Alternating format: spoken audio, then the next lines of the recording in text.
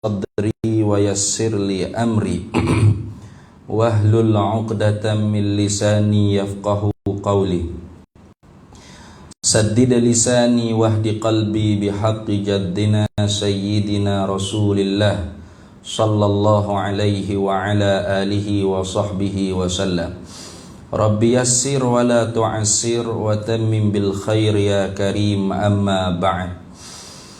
Faqala syekhul muallifu rahimahullahu ta'ala wa nafa'ana Allahu bihi wa bi'ulumihi fid daraini amin ya rabbal alamin.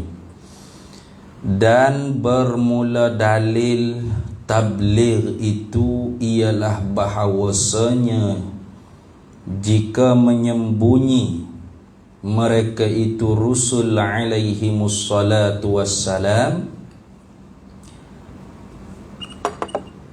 akan sesuatu, yakni akan sedikit pun, akan sesuatu daripada barang yang disuruhkan mereka itu Rasul alaihimus salatu wassalam dengan menyampaikan dia barang, nescaya adalah kita disuruhkan kita dengan menyembunyikan ilmu. Jadi kita sambung lagi perbahasan sifat tabligh. Yaitu kita masuk pada menyatakan dalil. Karena tiap-tiap pegangan tu kalau tidak ada dalil, maka masih lagi dihukumkan oleh ulama muqallid. Artinya orang yang pok tu orang saja. Ikut mulut orang. Mutaba'atu lil ghairi li ajli ta'assubi bila dalilin. Ikut mulut orang lain dari kerana ta'assub, asabiyah, ta'assub tanpa mengetahui dalil. Jadi ketuanya iman seseorang tu masih lagi diberselisih pendapatkan oleh ulama. Adakah sah atau tidak sah? Maka qaul yang rajihnya iman muqallid ni sah, tapi muqallid yang sah tu mestilah orang panggil muqallid yang yakin. Kalau syak zan waham, itu memang tak sah lah, kufur lah maknanya. Orang tu mesti kena yakin. Kemudiannya dia berdosa. Kenapa? Kerana dia tinggal mengaji, tinggal belajar, tinggal berfikir. Baik, kalau dia tu ahli fikir, ahli nazar dia panggil. Maka kerana itulah syak musannih kita bawa pula mengiringkan setelah mana kita i'tiqad mesti para rasul tu bersifat dengan tabligh, mana menyampaikan wahyu yang diperintah mereka itu menyampaikan. Karena kita sebut dah hari itunya wahyu itu terbahagi kepada 3 bahagi. Ma umiru bitablighihi, satu. Wahyu yang diperintah oleh Allah Ta'ala mereka itu para rasul itu dengan menyampaikan, satu. Maka hak inilah yang dimaksudkan mereka bersifat dengan tabligh. Adapun ma umiru bikitmanihi dengan ma khuyiru bitablighihi, maka hak tu tidak boleh dikatakan para nabi, para rasul tu kitman, walaupun nabi kita menyembunyi. Karena memang orang panggil ma umiru bikitmani, wahyu yang diperintahkan dengan menyembunyi, maka nabi rasul pasti amanah, tidak akan menyampaikan walau satu orang. Adapun ma khuyiru bitablighihi, wahyu yang diberi pilih mereka itu rasul dengan menyampaikan kepada siapa yang rasul nak menyampaikan, kepada siapa yang rasul tidak mahu menyampaikan, maka hak tu pun nabi rasul nak memilihlah untuk kepada siapa dia nak menyampaikan, kepada siapa yang tidak menyampaikan. Jadi yang kita maksudkan di sini wahyu yang dikatakan ma umiru bitablighihi. Tentu tidak mereka itu bersifat dengan kitman, menyembunyikan ma umiru bitablighihi tadi. Tentu tidak para rasul, para nabi ini bersifat dengan menyembunyikan wahyu yang diperintahkan oleh Allah Ta'ala akan mereka itu dengan menyampaikan. Tentu tidak. Pasti mereka ni akan menyampaikan, dan tentu tidak mereka itu menyembunyi. Tu kata menyembunyi tadi, tu kerana Tuhan sendiri suruh sembunyi. Kerana tu Mereka menyembunyi ma umiru bikitman ni. Dah tu ada Rasul tak menyampai kepada siapa-siapa. Susuk kepada setengah-setengah sahabat. Bagi tahu kepada setengah-setengah sahabat. Tak apalah kerana hak tu ma khuyyiru bitablighihi. Wahyu yang diberi pilih mereka itu Nabi Rasul oleh Allah Ta'ala-nya untuk menyampaikan atau tidak mahu menyampai. Baik. Kalau gitu kata Syekh Ahmad, dan bermula dalil. Dalil sini dalil aqli. Mana dalil ni ma yumkin yutawassalu bi sahihin nazar bihi ila matlubi khabari. Perkara yang sah ma yumkin yutawassalu bi ma yumkinu yutawassalu bihi apa tak ingat dah tadi. Barang yang menyampaikan barang yang mungkinlah menyampaikan dengan sahih tilikan, betul tilikan padanya kepada perkara yang dituntut yang bahasa khabar. Itu dia panggil dalil. Kita kata Nabi Rasul ni bersifat dengan tabligh, itu khabar. Tentu tidak dia sembunyi. Mana dalilnya? Mana sesuatu yang menunjukkan mesti mereka tu bersifat dengan tabligh, menyampai, dan tentu tidak mereka itu menyembunyi. Kena ada dalil lah. Kerana Qurannya kata kul hatu burhanakum in kuntum sadiqin. Katakanlah ya Nabi Muhammad, hatu burhanakum. Bawa datang olehmu hujjah, burhan, dalil kamu, in kuntum sadiqin, kalau kamu tu sebenar. Maka kerana tu kitanya tiap-tiap orang panggil perkara hak kita i'tiqad, hak kita pegang dalam hati kita, hak kita pacaklah hati kita, mesti berdasarkan dalil. Adapun di sini dalil aqli dia panggil. Dalil yang dibangsa fikir dengan akal. Dalil yang dibangsa fikir dengan akal. Dan bermula dalil aqli. Begitulah. Dan bermula dalil yang dibangsakan pada fikiran akal. Yang menunjuklah ia dalil di atas mesti bersifat dengan menyampai tabligh mereka itu para rasul, dan tentu tidak bersifat mereka itu dengan kitman, menyembunyi mereka itu para rasul, ialah bahawasanya jika menyembunyi, yang mari tu rekah terus selalu dah. Ya, kalau kita kira agak kena kata gini dulu lah. Jikalau tidak bersifatlah mereka itu Rasul alaihimus salatu wassalam dengan tabligh, dengan menyampaikan wahyu yang diperintah oleh Allah Ta'ala dengan menyampai, tentu mereka itu bersifat dengan menyembunyikan wahyu yang diperintah oleh Allah Ta'ala akan mereka itu Rasul dengan menyampai. Gitu dulu. Bila begitu, maka jika menyembunyi, baru sambung sini sebenarnya. Tu kita fardu takdir dulu. Wak lolok katalah Nabi Rasul ni tak bersifat dengan tabligh, tidak bersifat dengan menyampai. Tidak bersifat dengan menyampaikan ma umiru bitablighihi tadi. Tentu dah mereka bersifat dengan kitmanu ma umiru bitablighihi, menyembunyikan wahyu yang diperintah oleh Allah Ta'ala akan mereka itu dengan menyampai. Kenapa begitu?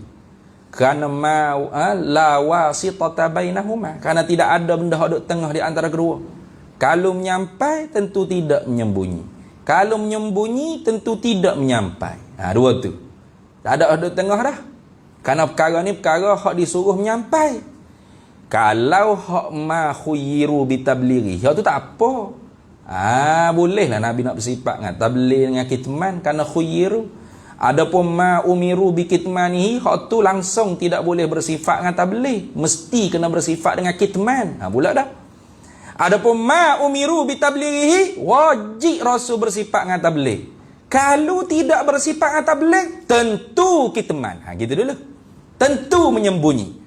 Dah. Barulah masuk dalam kitab kita. Maka jika menyembunyi oleh mereka itu Rasul alaihimus salatu wassalam. Menyembunyi apa? Akan suatu, akan sedikit. Mana suatu ni akan sedikit daripada barang, yakni daripada wahyu. Barang sini kena kepada wahyu. daripada ahkam, daripada segala hukum hakam, daripada segala ulum, ilmu-ilmu. Itu mana barang sini.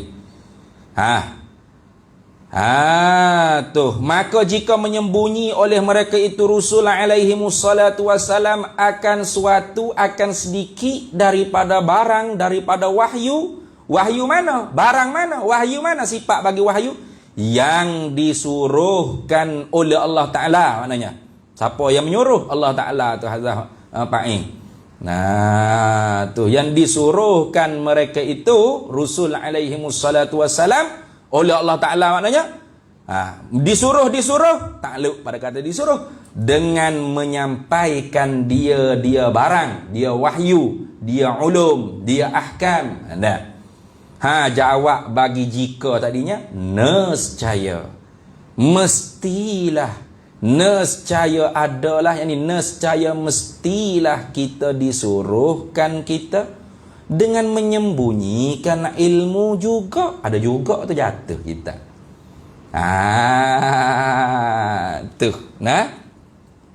Jadi kalaulah orang panggil para rasul, para nabi itu, diperintahkan orang panggil menyembunyi. Kalau para nabi, para rasul tu bersifat dengan menyembunyikan wahyu yang disuruh oleh Allah Ta'ala dengan menyampaikan wahyu tersebut, maka kita pun disuruh menyembunyi juga lah. Tak payah ngajar lah, ngaji apa-apa tak payah duk ngajar apa. Maksud sini hak fardu ain lah ni. Macam kita dah sebut dah. Tutup guru kitanya dia kiyah ke orang panggil ilmu-ilmu hak bahasa hakikat, hak bahasa tinggi-tinggi, hak fardu kifayah gitu tu. Itu termasuk orang panggil seumpama ma khuyiru bitablighihi atau ma umiru bikitmani. Ilmu hak diberi pilih nak siapa ke siapa. Jadi seorang guru yang betul-betul orang panggil pandai, mestilah dia akan perhati dulu nak menyampaikan satu-satu perkara tu. Tengok ilmu ni padang patut tak orang panggil kita nak sampaikan kepada seseorang hamba tu, seseorang penuntut tadi tu. Jangan orang panggil kita pergi gatung pada tekak babi tu kalung intan belian. Jadi kalimin nasa biqadri uqulihim. Bercakaplah dengan manusia tu dengan qadar akalan dia. Ada setengah-setengah ulama kita, tutup guru kita, dia kias situ. Jadi sebab tu di masjid ke di surau ke, cukup-cukup kita mengajar ilmu fardu ain. Mana? Ni seumpama tauhid ni, fiqh fardu ain, tahu sah syarat bata, rukun syarat tiap-tiap rukun. Itu. Kemudian tasawuf pun hak panggil muamalat batiniyah. Mana? Hak tahu sifat mazmumah, takhalli sifat mazmumah, tahalli sifat mahmudah. Itu cukup dah. Tak payah kita nak pergi cerita bab maqamat, ahwal, tajalli, itu tinggi. Kerana hak tu tak sesuai untuk lapisan umum. Macam cerita lah. Televisyen tu kan, dia ada orang panggil untuk sesuai ditonton oleh umum. Boleh dengan anak-anak kita pun pakat duduk menerak depan TV belakang tengok boleh. Ada hak tak sesuai sebab ada ganas sikit. Kalau anak kita duduk tengok tu buat ganas juga ke budak lain ni. Tak sesuai. Ada hak berat sangat 18 ke atas lah. Tu kalau anak kita tengok ransangai ke dia pula berat. Derah laju nak nikah yang kita pula ni. Tu. Dia ada orang panggil lapis level-level tu. Tu sama. Jadi kalulah Nabi Rasul tu bersifat dengan menyembunyikan wahyu, hak Allah Ta'ala suruh mereka menyampaikan. Hak Allah Ta'ala perintah untuk menyembunyi, tak apalah para Rasul bersifat dengan menyembunyi, tak ada hal. Hak Allah Ta'ala bagi pilih nak menyampaikan, nak menyembunyi, tak ada nak menyampaikan, nak menyembunyi, atau tak ada hal lah Rasul nak bersifat dengan menyembunyikan, menyampaikan kedua-dua, tak ada hal.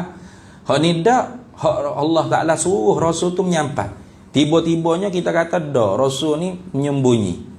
Jawabnya nescaya adalah kita umat ni disuruhkan, kita sekalian umat ni dengan menyembunyikan ilmu juga. Tu kenapa nescaya kita pun disuruh menyembunyikan ilmu hak fardu ain juga. Ilak dia ni. Kerana disuruhkan kita dengan mengikut mereka itu Rasul alaihimus salatu wassalam. Memang kita ke disuruh ikut Rasul. Laqad kana lakum fi Rasulillahi uswatun hasanah. Sesungguhnya bagi diri Rasul pada kamu, bagi diri Rasul tu ada ikutan yang sangat baik, yang elok bagi orang yang nak kejayaan akhirat. Dah. Ataupun Allah Ta'ala kata qul in kuntum tuhibbunallaha fattabi'uni yuhibbukumullah. Katakanlah Nabi Muhammad sallallahu alaihi wasallam, jika kalian benar cinta akan Allah maka ikut aku. Disuruh ikut Rasul. Tiba-tiba Rasulnya menyembunyi ilmu. Kita pun kena menyembunyi juga. Tu Haji Allah telefon kata ngajar tauhid. Tak boleh siapa tauhid ni. Nah, ngajar fiqh. Tak boleh ngajar fiqh. Tak boleh mengajar laka ya. Mana tak boleh, kita kena ikut Rasul. Rasul menyembunyi, kita kena menyembunyi juga. Begitu. Nyanyi lagu tu. Tu azan dulu. Nak. Ada pun kita terus sikit lah. Nak berhenti je kan? Boleh tak? Kita nak berhenti awal sikit ni. Nah. Baik. Tu dan tiada sah, dan tu padahal. Wawul hal. Padahal tiada sah. Tidak betul maknanya. Pada syaraknya tidak betul pada syarak bahawa disuruhkan kita dengan menyembunyi ilmu. Memang. Nah, dalam hadis Nabi SAW, Nabi kata man katama ilman.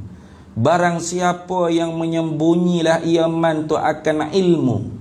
Mimma yanfa'ullahu bihi fi amrin nasi. Nah, daripada barang yang memberi manfaat lah oleh Allah Ta'ala dengan dia barang pada pekerjaan manusia. Pekerjaan mana? Fi amrin nasi amrid dini, pada pekerjaan agama. Aljamahullahu yaumal qiyamati bilijamin minan nari.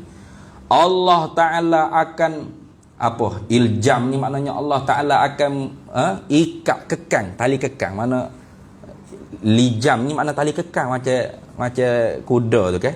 Kita nak jadi kuda tu, orang panggil ikut kita nak pergi kanan dia pakai tali lijam dia panggil. Iljam mana tali kekang dia panggil. Barang siapa yang menyembunyikan ilmu, itu Nabi kata man katama ilman, barang siapa yang menyembunyilah ia man tu akan ilmu. Yang menyembunyi ilmu daripada siapa? Mimma, daripada barang, daripada ilmu yang fa'ullahu bihi fi amrin nasi amrid dini, yang memberi manfaatlah oleh Allah Ta'ala dengan dia ilmu tu pada urusan manusia, urusan agama. Aljamahullahu yaumal qiyamati bilijamin minan nari, maka Allah Ta'ala mengikat tali kekang pada mulut dia pada hari akhirat kelak dengan tali kekaman daripada api neraka. Hang letak mulut dia pakuda tu. Heret. Dengan tali api neraka. Jangan. Banyaklah hadis itu, salah satu daripadanya.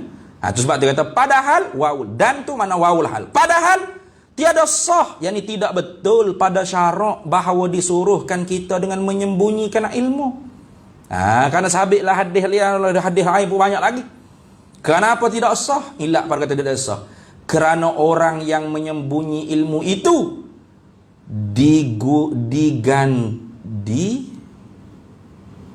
guana tu. Ada kitab tulis apa? Dikutuki. Dilaknat maknanya. Dikutukikan. Mana dilaknati akan dia. Tu. Orang yang menyembunyikan ilmu ni Allah Ta'ala laknat kan. Adalah hadis kita dah baca tadi. Orang menyembunyikan ilmu, Allah Ta'ala akan lijamkan dia. Allah Ta'ala akan ikat, orang panggil, mulut dia tu dengan tali kekam yang diperbuat daripada api neraka. Adalah hadis lain Nabi kata man katama ilman, barang siapa yang menyembunyikan ilmu, yakni ilmu sini ilmu yang maklum di sisi Nabi. Mana ilmu ni? Ilmu hak fardu ain ni. Tauhidnya, fiqhnya, tasawufnya, had fardu ain. Dia menyembunyi, tak rayak, tak sapa. La'anahullahu yaumal qiyamati. Melaknat akan dia oleh Allah Ta'ala pada hari akhirat. Ayalah.